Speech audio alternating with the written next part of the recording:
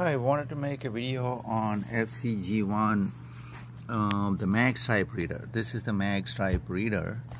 So this is how it looks, and that's where the credit card swiping can happen. That's the magstripe reader. So then this is the HDMI and USB port. For the FCG1, it opens up like this. Let's see, go HDMI and USB port.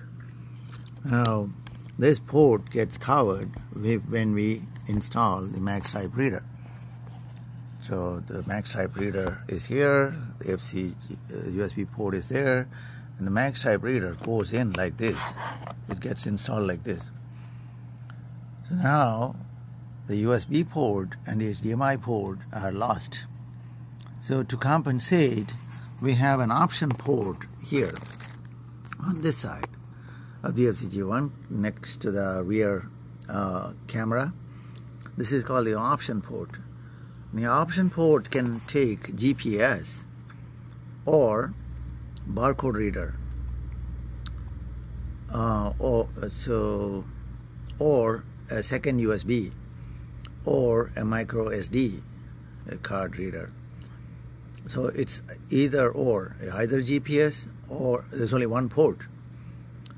Either GPS, right now the GPS is installed on the option port, or it can be just left alone without anything installed, so that'll be empty. So option port can take either GPS or as barcode reader or SD card reader, like a micro SD camera card reader, or it can take a second USB. In this case, the first USB, the only USB on the FCG1 will be closed by the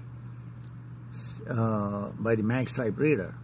So we need to open this port up and install a USB port, because USB is kind of a necessity for a tablet to transfer any information, generally a USB is required. So that's where the USB port will go in. So magstripe reader also must accompany a USB port on the option port. So that way, USB port takes up the option port, and there is no place for any other device, like you cannot install, you can only install one component. Just wanted to make a video so that it's very clear.